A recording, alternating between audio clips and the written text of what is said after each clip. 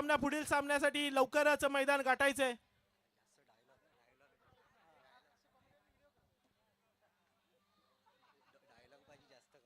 चला Ayush Shinde man of the मॅचचा पुरस्कार स्वीकारण्यासाठी प्लीज मंचाजवळ यायचं. आयुष शिंदे.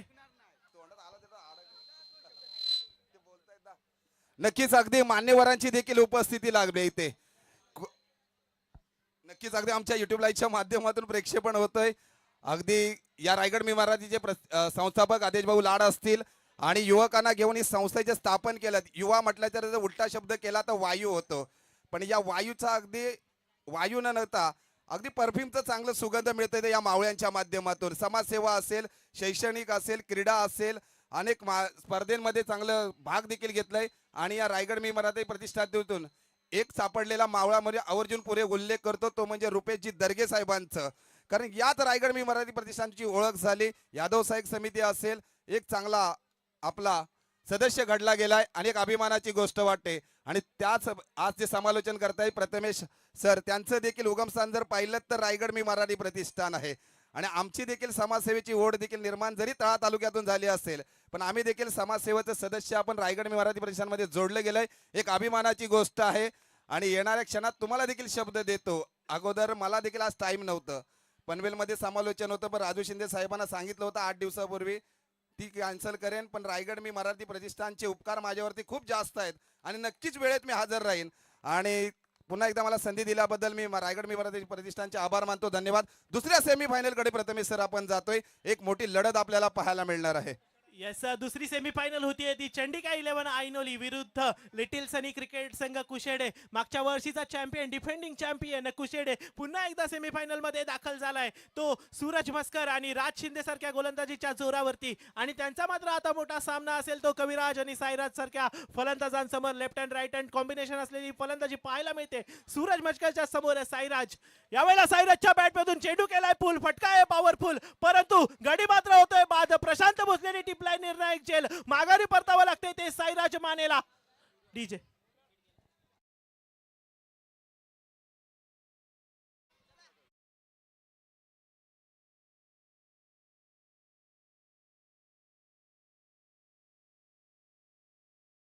संघाला मोठा हादरा बसतोय. साईराजला मात्र माघारी परतावा लागलाय. सूरज मात्र वर्चस्व करतोय गोलंदाजीतून. प्रथमेश सर जर पाहिलं तर पहिल्या चेंडूवरती अगदी गोल्डन शिकार मध्ये मानावंच लागेल, कारण मोठा हादरा बसवून दिलेला. आणि नवीन फलंदाज मात्र मैदानामध्ये दाखल असेल तो अनिकेत. अनिकेतच्या खांद्यावरती मोठी जबाबदारी आहे. नक्कीच आपण म्हणतो की छत्रपती शिवाजी महाराजांनी स्वराज्य घडवलं, पण या स्वराज्य घडवण्यासाठी त्यांना मोलाची साथ लाभली ती त्यांच्या मावळ्यांची. आणि मावळेच स्वराज्याचे खरे शिल्पकार आहेत. छातीवरती घाव घेतला पण मान कधी वाकवली नाही. महाराजांच्या शब्दासाठी प्राणांची किंमत कधी मोजली नाही. डोंगर दऱ्यात लढले, मातीसाठी रक्त सांडले, मावळ्यांच्या त्यागावरच आमचे स्वराज्य उभे राहिले. आणि हाच स्वराज्याचा एक मावळा रायगड मी मराठी प्रतिष्ठानचे आपले अध्यक्ष आदेशदादा लाड यांनी जमवलेली ही सभा. आणि याच प्रजेचं हे रायगड मी मराठी प्रतिष्ठान. इथे कोणताही शिलेदार लहान अथवा मोठा नाही. म्हणूनच रायगड मी मराठी प्रतिष्ठानची एकी ही नक्कीच वाखाणण्याजोगी आहे. आणि याच एकीचं फळ आपल्याला इथे पाहायला मिळते ते म्हणजे शिवमय चषक. आणि शिवमय चषकाला लाभलेली ही गर्दी, मैदान अगदी गजगजून आणि गजगजून भरलेला आहे. आणि या भरलेल्या मैदानामध्ये सुरू आहे ती सेमीफायनल. आणि या सेमीफायनल मध्ये नाव रोशन करतोय तो मागच्या वर्षीचा मालिकावीर, ज्याला सगळे म्हणले होते आता अरे बाबा आता बस कर, परंतु तो उभा होता, तो म्हणजे सूरज मस्कर. एका बाजूला पाहिलं तर सूरज मावळते दिशेकडे चाललंय आदेश भाऊ, पण आज सूरज मात्र फायर झालाय. प्रत्येक चेंडूवरती विकेट घेतले, म्हणजे 2 चेंडू हाताळले, 2 विकेट घेण्यामध्ये यशस्वी झालाय. आता हॅट्रिकची मात्र सुवर्ण संधी आहे. हॅट्रिक होते काय गोलंदाजीतून. सूरज गोलंदाजी मार्गवर सज्ज, आकुट टप्प्याची गोलंदाजी, खोलवर टप्प्याची गोलंदाजी केली. लेग साईडला खेळण्याचा प्रयत्न, 1 धाव मिळते. कारण म्हटलं जातं ना, सागराचं पाणी कधी आटणार नाही, सागराचं पाणी कधी आटणार नाही. हा जन्म काय अनेक जन्म झाले तरी समाजसेवेचा वारसा कधी सुटणार नाही. तो मात्र आदेश भाऊ या लाड यांच्यासाठी खास आहे. कारण एक समाजसेवक कधी कुठल्या गोष्टीचा गर्व नाही, कुठल्याही गोष्टीचा अभिमान नाही, फक्त अतोनात्र प्रयत्न असतात ते मात्र समाजसेवेसाठी. ते म्हणजे आदेश भाऊ लाड यांचे. अगदी 1 धावसंख्येबरोबर संघाची मात्र वाढती धावसंख्या होते ती. एकच स्कोअरबोर्ड मात्र ओपन होतोय. अगदी अचूक गोलंदाजी पाहायला मिळतंय ते. सूरज मस्कर कडून पुन्हा एकदा सज्ज आपल्या संघासाठी अनुभवी गोलंदाज सूरज मस्कर. बघूया आपल्या संघासाठी 2 विकेट जमा केल्यानंतर आता मात्र सर स्ट्राईकवर येऊन जाऊन पोहोचलाय तो कविराज माने, ज्याने लगातार 2 वेळा मॅन ऑफ द मॅचचा पुरस्कार पटकावला. तो कविराज यावेळेला सुद्धा यॉर्कर टप्प्याचा चेंडू केलाय फ्लिक आणि चेंडू जातोय सरळ मिड विकेट बाउंड्रीच्या पलीकडे. खणखणीत येतोय चौकार. कविराज मानेच्या बॅटमधून आलेला हा तिसऱ्या सामन्याचा पहिला चौकार.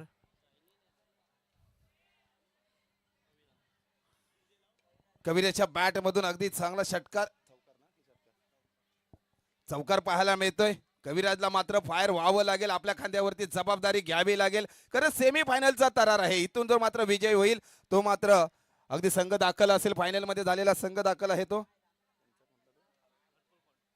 हरकोळगोड संघ मात्र वाट पाहतोय, कुठला संघ आपल्याकडे वाटचाल करतोय. एका बाजूला पाहिलं तर कुशेडे, दुसऱ्या बाजूला पाहिलं तर ऐनोली संघ देखील एक मोठी लढत पाहायला मिळते. कविराजच्या बॅट मधून एक चौकार आला, अनेकांची मन जाणी जिंकले या स्पर्धेमध्ये. तो कविराज स्ट्राईक एंडला येऊन ठेपलाय. युवराज सिंगची आठवण करून देतोय आपल्या फलंदाजीतून. माफक अशी फलंदाजी होते. चौकार षटकारांची आतिषबाजी नेहमीच करत होतो. पहिल्या सामन्यापासून देखील चौकार षटकारांची आतिषबाजी करतोय. या सेमीफायनल मध्ये देखील त्याच्या बॅट मधून अगदी चौकार आला. पाहूया काय समीकरण होते. आडवा पट्टा खेळण्याचा प्रयत्न यशस्वी देखील. एक धाव परिपूर्ण. दुसऱ्या धावेचं कॉल दिलं जातोय का नाही. एकच धावेवरती समाधान मानतायत आणि संघाची मात्र वाढती धाव संख्या होती ती 6. आता मात्र स्ट्राईक एंडला येऊन ठेपतोय तो साईल. आता मात्र पहिल्या षटकातील चेंडू हाताळले गेलेत. 5-1 चेंडू मात्र शिल्लक आहे. अनेक प्रेक्षक देखील जोडले गेलेले आहेत. कमीत कमी या मैदानामध्ये पाहिलं तर 5 ते 6 हजार प्रेक्षक जोडले गेलेले आहेत. त्यांचं देखील रायगड मी मराठी प्रतिष्ठानच्या वतीने अगदी मनपूर्वक हार्दिक हार्दिक स्वागत. अजून देखील एक सामना मात्र शिल्लक आहे, तो म्हणजे फायनलचा. इथून जो संघ विजय होईल तो अगदी फायनलचा तिकीट घेऊन जाईल. या टिकू सुलतान या मैदानामध्ये स्ट्राईक एंडला येऊन ठेपतोय तो साहिल.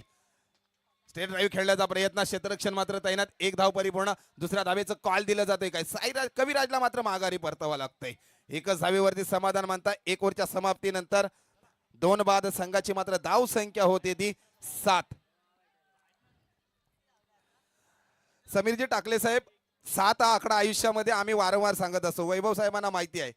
लग्नाचे फेरे घेतो 7, आठवड्याचे वार देखील 7, इंद्रधनुष्याचे कलर पाहिले ते देखील 7 आणि ज्याने विश्व वर्ल्ड कप जिंकून दिलं त्या महेंद्रसिंग धोनीचा जर्सी क्रमांक देखील 7 आणि या शिवमय चषकाचं पर्व देखील आहे ते देखील क्रमांक पाहिलं तर 7.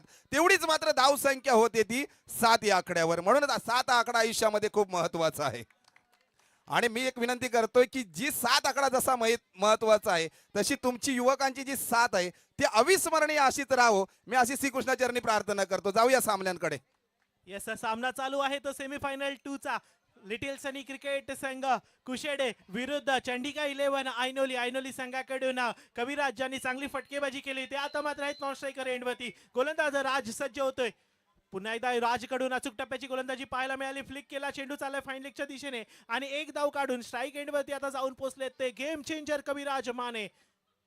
रायगड मराठी प्रतिष्ठानाच्या शिवमय चषक मानाचा चषक प्रथम ज्या वेळेला आपल्याला हे मैदान मिळालं ते ज्यांच्या सहकार्यातून, ज्यांच्या सहयोगातून, म्हणजे सन्माननीय भाईपर्यंत पोहोचण्यापर्यंत ज्यांनी आतापर्यंत सहकार्य केले असे पिंटूबाई या मंचावर उपस्थित आहेत. मी पिंटूबाईंचा सन्मान करण्यासाठी मी नथुरामदादा गायकर यांना विनंती करतो की त्यांनी त्यांचा सन्मान करायचा आहे. चला, मागच्या मॅच मध्ये हॅट्रिक घेणारा गोलंदाज राज शिंदे पुन्हा एकदा सज्ज कविराजच्या समोर. कविराजच्या बॅट मधून पुन्हा एकदा चेंडू आहे हवेमध्ये. उंची जास्त, लांबी कमी. लॉंगॉनच्या दिशेने हा झाला इसेल. माघारी जातोय तो कविराज माने कारण संपलाय त्याचा खेळ. डीजे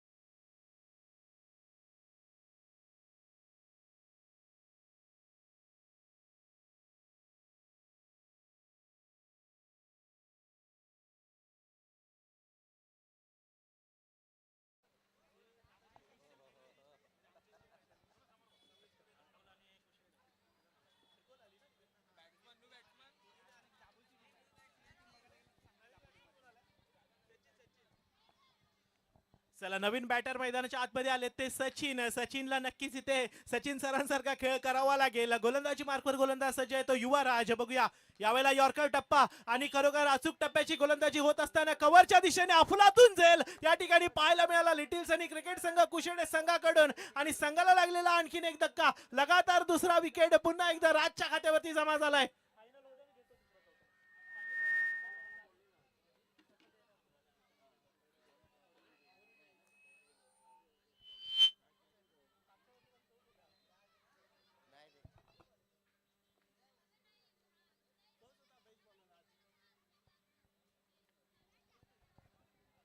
चला नवीन बॅटर मैदानामध्ये येत आहेत. सचिन आऊट झाल्यानंतर आता येतोय तो युवराज. खरोखर भारतीय संघाच्या 2011च्या विश्वचषकाची आठवण करून देणारी बॅटिंग लाईनअप आपल्याला इथं पाहायला मिळते. पुन्हा एकदा लेफ्ट हँड बॅटर युवराज सज्ज. यावेळेला सामना करेल राज शिंदेचा.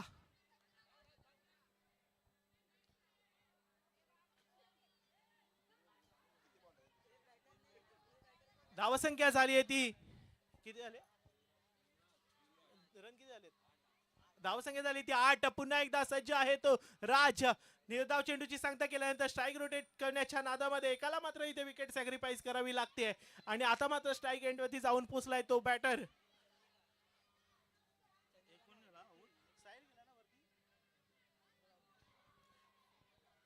राईट हँड बॅटर साहिल पुन्हा एकदा सज्ज. आणि शेवटचे किती चेंडू बाकी, शेवटचे 2 चेंडू बाकी. राज पुन्हा एकदा सज्ज आपल्या संघासाठी गोलंदाजी मार्क वरती. बघूया नवीन बॅटर मैदानाच्या आतमध्ये येत आहेत. येस नवीन बॅटर प्लीज लवकर यायचंय मित्रा, वेळ फार कमी आहे. येस नवीन बॅटर प्लीज लवकर यायचंय. शेवटचे 2 चेंडू बाकी. Sahil is on a strike. सामना करायला राजचा. बघूया राज एक यंगस्टर गोलंदाज. हाफ ट्रॅकरचा चेंडू, चेंडू पुन्हा एकदा आहे हवेमध्ये. झेल होईल का? राजच्या खात्यावरती तिसरा विकेट. अप्रतिम अप्रतिम आणि अप्रतिम अशी फिल्डिंग पाहायला मिळते. जर्सी क्रमांक 12.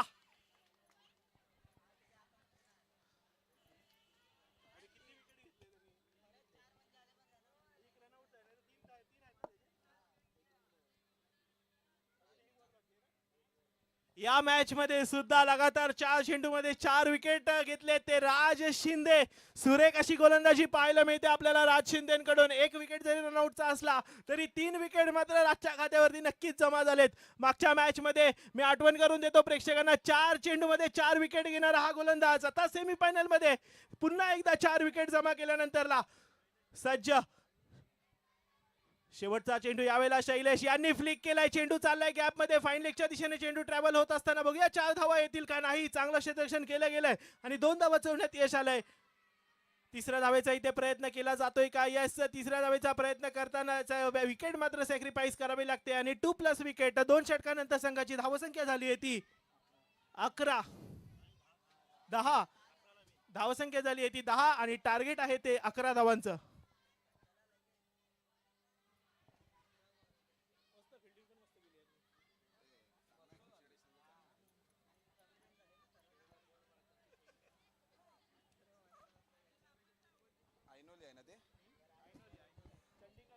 ऐनोली या संघाला देखील विनंती असेल क्विक फास्ट आपण मात्र क्षेत्ररक्षणासाठी दाखल व्हायचं आहे, कारण आपल्याकडे वेळ खूप कमी आहे.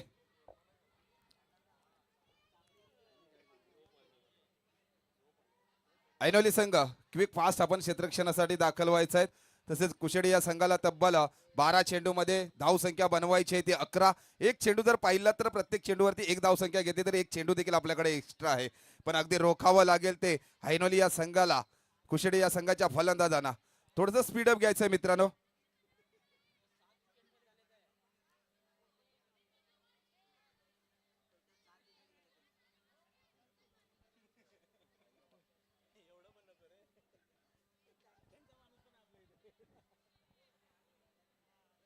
सलामीवीर जोडी देखील मैदानामध्ये दाखल करायची आहे मित्रांनो. कुशेडी संघ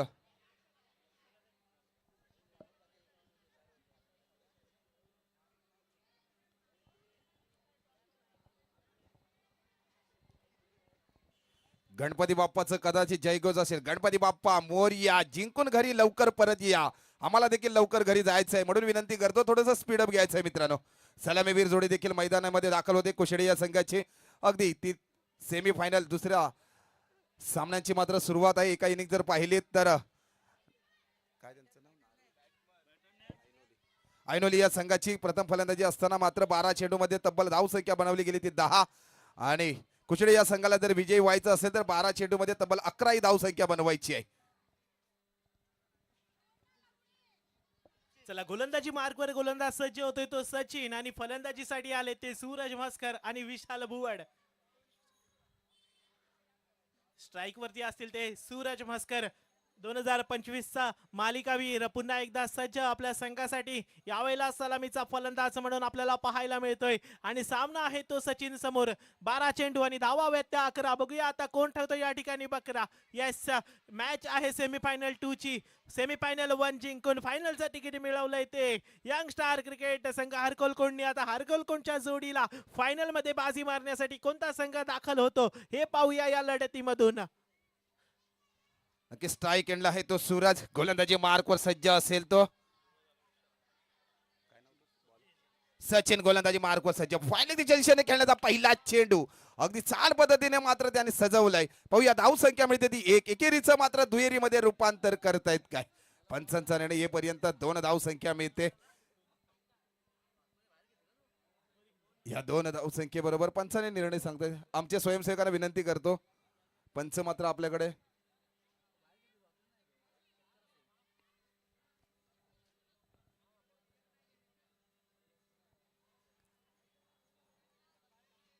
पंचांचा निर्णय येईपर्यंत आपण थांबणार आहोत. मात्र धाव संख्या येत आहेत